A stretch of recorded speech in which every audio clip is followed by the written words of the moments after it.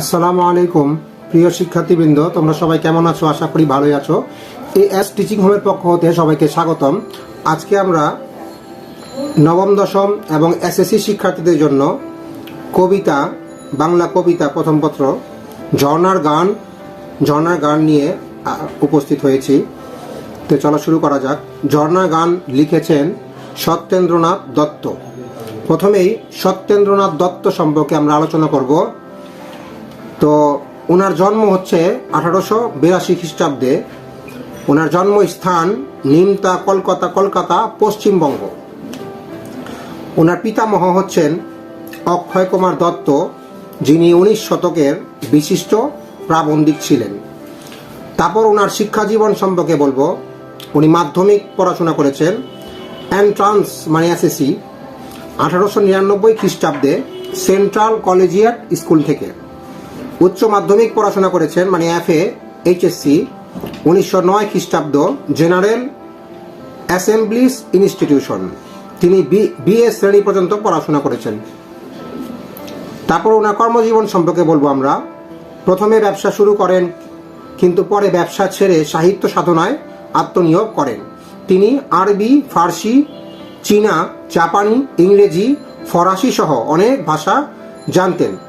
ওনার সাহিত্যকর্ম কাব্যগ্রন্থ ছিল ওনার সবিতা, সন্ধিক্ষণ, বেনু ও বীণা, হোমশিখা, কুহু ও কেকা, মণিমঞ্জুষা, তুলির লেখন, অভ্র আবির, বেলা শেষের গান, বিদায়, আরতি ইত্যাদি। অনুবাদ বাক্য ছিল ওনার তীর্থরেণু, তীর্থ সলিল, ফুলের ফসল। উনি গদ্য রচনা করেছেন জনম দুঃখী, চীনের ধূপ, রঙ্গমলি ইত্যাদি। ওনার উপাধি হচ্ছে তিনি ছন্দের জাদুঘর উপাধিতে সমধিক পরিচিত। তাকে ছন্দের রাজাও বলা হয়। উনি মৃত্যুবরণ করেন অর্থাৎ জীবনাবসান 1922 খ্রিস্টাব্দে। তারপরে আমরা ঝর্ণার গান কবিতার লাইন টু লাইন ব্যাখ্যা নিয়ে উপস্থিত হলাম। এখানে আমরা শুরু করি। ঝর্ণা অর্থ ফোয়ারা। ঝর্ণার গান লিখেছেন সত্যেন্দ্রনাথ দত্ত। শুরু করি। চপল পায় কেবল ধাই পরীর গান। এখানে চপল হচ্ছে চঞ্চল। এখানে চপল বোঝাতে কবিতায় ঝর্ণার সবসময় ছুটে চলার বিষয়টিকে বোঝানো হয়েছে। ধাই হচ্ছে পেছনে ছোটা, মানে পিছন যাওয়া। পরীর হচ্ছে ডানা বিশিষ্ট কল্পিত সুন্দর নারী। পুলক মোর সকল গায়, বিভোল মোর সকল প্রাণ। পুলক হচ্ছে রোমাঞ্চ বা আনন্দ, বিবল হচ্ছে অচেতন।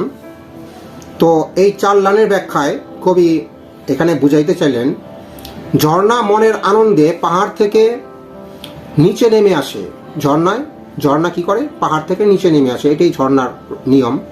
তার বুকে খুশির জোয়ার, সে পরীর গান গায়। ঝর্ণা স্বর্গারণ্যে আনন্দ গানে পরীদের মেতে ওঠার আনন্দ তার মনে। পরীরা যেমন মেতে ওঠে সেই আনন্দ ঝর্ণার মনে। অসম্ভব খুশিতে ঝর্ণা আত্মভোলা হয়ে ইচ্ছে মতো ছুটে বেড়ায়। তারপরে লাইনগুলোতে আমরা যাব। এখানে আছে শিথিল সব শিলার পর, চরণ থুই দোদুল মন। শিথিল মানে অলস, চরণ মানে পা, শিলার অর্থ পাহাড়, দোদুল অর্থ হচ্ছে দুলছে এমন, মানে দুলে নড়াচড়া করে। দুপুর ভোর ঝিঝির ডাক, ঝিমায় পথ ঘুমায় বন।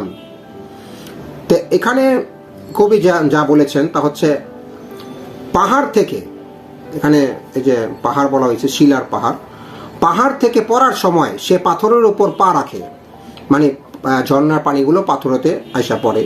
তারপর আপন ছন্দে আবার বয়ে চলে যায়। পাথরের ফাঁকে ফাঁকে গড়িয়ে চলে দূরের নদীর দিকে। যাওয়ার সময় সে পাথরের বুকে আনন্দের চিহ্ন রেখে যায়। ঝর্ণার আশপাশে কোনো জনবসতি নেই। সাধারণত যেখানে ঝর্ণা হয় সেখানে মানুষ থাকে না আশেপাশে। সবসময় সেখানে ঝিঝির ডাক শোনা যায়। পথ ঘাট সব শান্ত থাকে। ঘুমন্ত বনের মধ্য দিয়ে ঝর্ণা বয়ে যায়। তারপরে লাইনগুলিতে আমরা চলে যাব। বিজন দেশ কুজন নাই। বিজন মানে জনশূন্য, নির্জন, এখানে কোনো মানুষ থাকে না। কুজন মানে পাখির চিৎকার বা চেঁচামেচির আওয়াজ। নিজের পায়ে বাজাই তাল, একলা গাই একলা ধাই, দিবস রাত ঝাঁজ সকাল। তো এখানে কবি বুঝাইলেন যে জনশূন্য স্থানের মধ্য দিয়ে বয়ে চলার সময়, যেখানে জনগণ নাই, মানে মানুষ থাকে না, ঝর্ণার আশেপাশে আসলে সহজে মানুষ থাকে না, তো জনশূন্য স্থানের মধ্য দিয়ে বয়ে চলার সময় ঝর্ণা আপন ছন্দে এগিয়ে যায়, তার নিজস্ব গতিতে সে এগিয়ে যায়। সেখানে পাখির কলকাকলি নেই, রাত দিন সে নির্জনতার মধ্য দিয়ে এগিয়ে যায়। সেখানে রাত দিন ঝর্ণার জন্য কিছুই নয়, সবসময় সে নিজের আপন গতিতে ধেয়ে যায়। তারপরে আমরা চলে যাব পরের লাইনগুলোতে। ঝুঁকিয়ে ঘাড় ঝুম পাহাড়, ভয় দেখায় চোখ পাকায়। ঝুম পাহাড় মানে নীরব পাহাড়, নির্জন পাহাড়, যেহেতু ওখানে জনশূন্য তাই নির্জন পাহাড়। শঙ্কা নাই সমান যাই, শঙ্কা মানে ভয় নাই, সমান যাই মানে তার একই গতিতে সে চলে যায়। টগর ফুল নুপুর পায়। তো এখানে হচ্ছে নির্জন পাহাড় ঘাড় বাঁকিয়ে চোখ পাকিয়ে ঝর্ণাকে ভয় দেখায়, কিন্তু সে সমস্ত ভয় উপেক্ষা করে ছুটে চলে ঝর্ণা। প্রকৃতির অনুপম সৌন্দর্য বিস্তার করতে করতে সে শঙ্কাহীনভাবে সমান তালে সামনে এগিয়ে যায়। প্রকৃতির নিয়ম মেনেই সে সমান তালে এগিয়ে যায়, সে কোনো কিছুকে উপেক্ষা করে না। তারপরে আছে কোন গিরির হিম ললাট। কোন গিরির হিম ললাট, গিরি মানি পাহাড়, হিম মানি তুষার বরফ বা ঠান্ডা, ললাট মানি কপাল, তার মানে ঠান্ডা কপাল। ঘামলো মোর উদ্ভবে, উদ্ভবে মানি উৎপন্ন। কোন পরীর টুটলো হার, কোন নাচের উৎসবে। তো এখানে লেখক বুঝাইলেন যে চলার পথে ঝর্ণা, এই যে পাহাড় বেয়ে যখন চলে ঝর্ণা, চলার পথে ঝর্ণা তার সৃষ্টির রহস্য মনে রাখে না। ঝর্ণা কই থেকে সৃষ্টি হচ্ছে বা কিভাবে আসতেছে এইটা সে মনে রাখে না।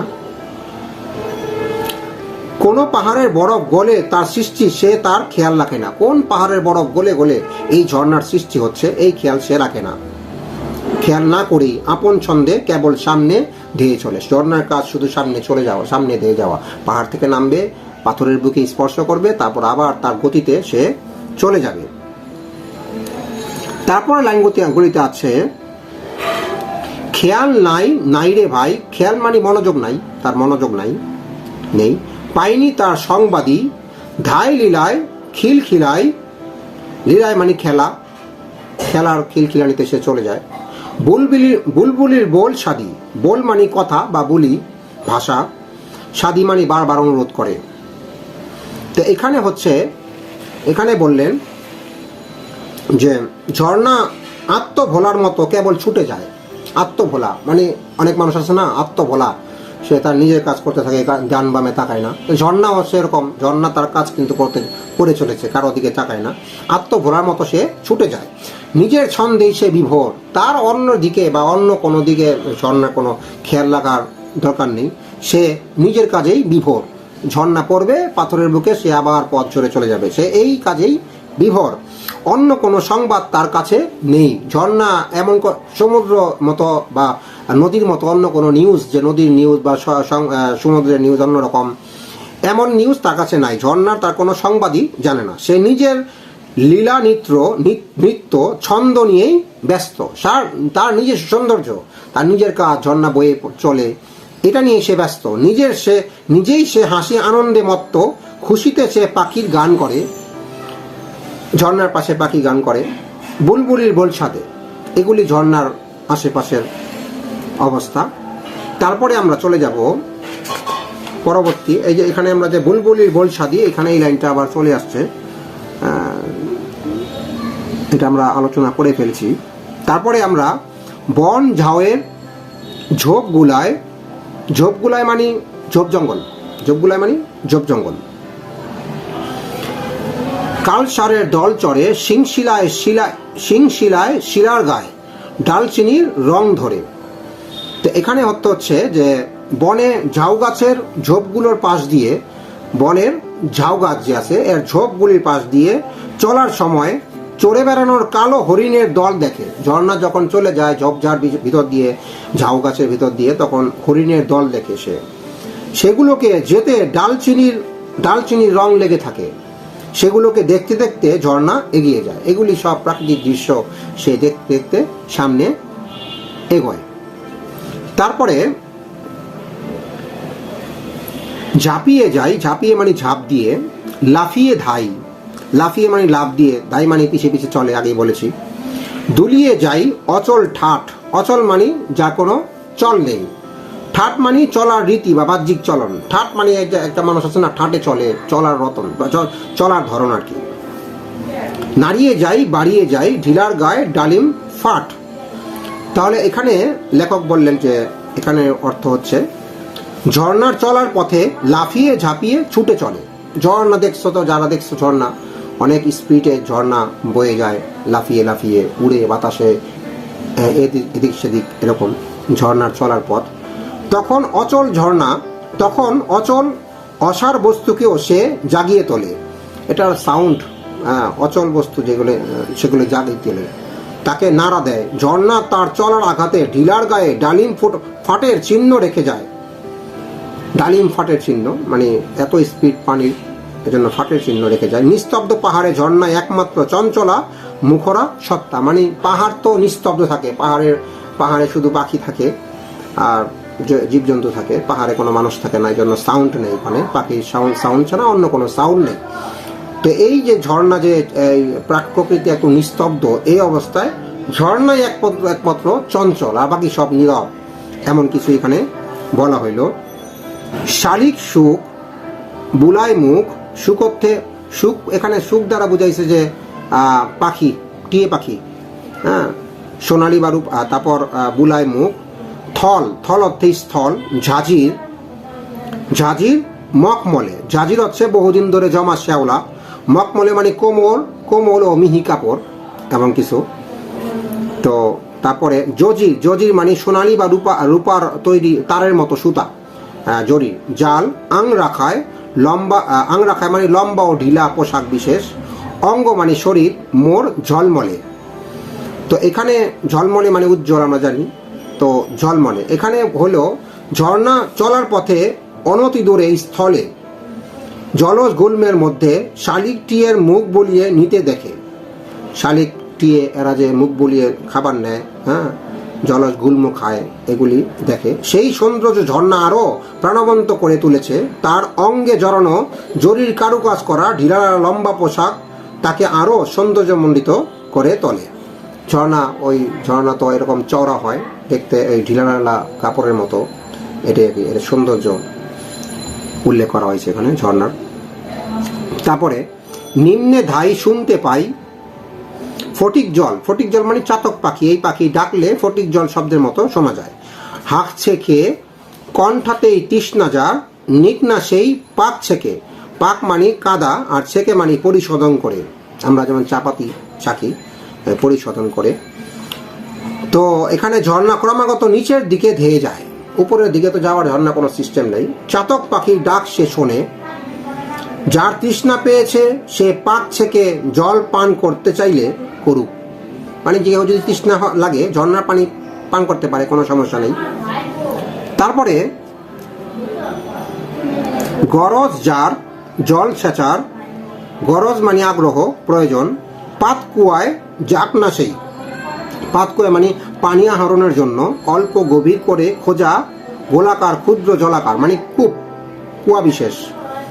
সুন্দরের তৃষ্ণা যার, আমরা ধাই, ধাই মানে পেছনে ছোটা, তার আগেই, আগেই মানে আসেই, আসেই মানে আসাতেই। তো এখানে জল সংগ্রহ করার আগ্রহ যার বেশি, সে পাত কুয়ার যাক, বেশি পানি দরকার যার, ঝর্ণার মধ্যে যে কেউ পানি খেতে পারে, কিন্তু পানি বেশি যার দরকার, বেশি দরকার যার, সে যাতে কুয়ার মধ্যে যায়, সেখান থেকে জল পান করে তৃষ্ণা দূর করুক। ঝর্ণার তাদের দরকার নেই, তাদের ঝর্ণার দরকার নেই। ঝর্ণাতে শুধু পানি নেওয়ার জন্য আসলে হবে না, বরং ঝর্ণাতে সৌন্দর্য উপভোগ করার জন্য ঝর্ণার সামনে আসতে হবে। যারা সৌন্দর্য উপভোগ করতে চায় ঝর্ণা তাদের আশাই ছুটে চলে, যারা সৌন্দর্য দেখতে চায়, ঝর্ণা প্রকৃতি পাহাড়ের সৌন্দর্য, তাদের জন্য ঝর্ণা। কেউ যদি এসে পানি খাইতে চায় খাক, কিন্তু শুধু পানির জন্য আসবে, বেশি পানি দরকার, তাদের জন্য কুয়া আছে। ঝর্ণা তাই বলতেছে ঝর্ণাতে আসার কোনো দরকার নেই। তারপরে তার খোঁজেই বিরাম নেই, বিরাম মানে বিশ্রাম। বিলাই, বিলাই মানি বিতরণ করি। বিলাই তান তরল শ্লোক, তান মানি সুর, তরল শ্লোক মানি হালকা চালের কবিতা। চকর চায়, চকর মানি বিশেষ পাখি, চায় চন্দ্রমায়, চন্দ্র মানি চাঁদের আলো। আমরা চাই মুগ্ধ চোখ। তো এখানে হলো সৌন্দর্য পিপাসুদের খোঁজেই ঝর্ণা বিরামহীন ছুটে চলে। যারা সৌন্দর্য পিপাসু, সৌন্দর্য খুঁজে, সুন্দর দেখতে চায়, পরিবেশ দেখতে চায়, তাদের জন্য ঝর্ণা ছুটে চলে। চলার পথে মনোমুগ্ধকর ছন্দে সে তার ফটিক জলের তরলের গাথা শোনায়। চকর পাখি যেমন তার সৌন্দর্য প্রেমকে পরিপূর্ণতার জন্য চন্দ্রমা পেতে যায়, ঝর্ণাও তেমনি সৌন্দর্য মুগ্ধ চোখ চায়। হ্যাঁ, সে চোখে ঝর্ণার প্রকৃত রূপ ধরা পড়ে, অপরূপ হয়ে উঠবে। মানে সুন্দর চোখ ঝর্ণা চায়, যে চোখ ঝর্ণাকে দেখবে, প্রকৃতি দেখবে, তাদেরকেই ঝর্ণা চায় আর কি। তারপর চপল পায় কেবল ধাই, চপল পায় কেবল ধাই, উপল ঘায়, ধাই মানে পেছনে ছোটা, উপল ঘায়, উপল ঘায় অর্থ হচ্ছে পাথরের আঘাতে। দেই ঝিলিক, দুল দোলাই, মন ভোলাই, ঝিল মিলায় দিগ্গিদিক, দিগ্গিদিক মানে সব দিকে। তো এখানে চঞ্চল পায়ে ঝর্ণা সৌন্দর্য পিপাসুদের মুগ্ধ করার জন্যই ছুটে চলে। সে সবার মন ভোলায়, জলের ধারা স্থির প্রকৃতিকে মাতিয়ে তোলে, দিগ্গিদিক মানে চারদিকে সে ছুটে চলে। তার মানে যারা প্রকৃতিকে ভালোবাসে তাদের জন্যই ঝর্ণা বেয়ে চলে। তো এই আমাদের ঝর্ণার গানের আলোচনা আজকে এখানে শেষ হলো। তো আমাদের ভিডিও যাদের ভালো লাগবে তারা আমাদের চ্যানেলটি সাবস্ক্রাইব করবে।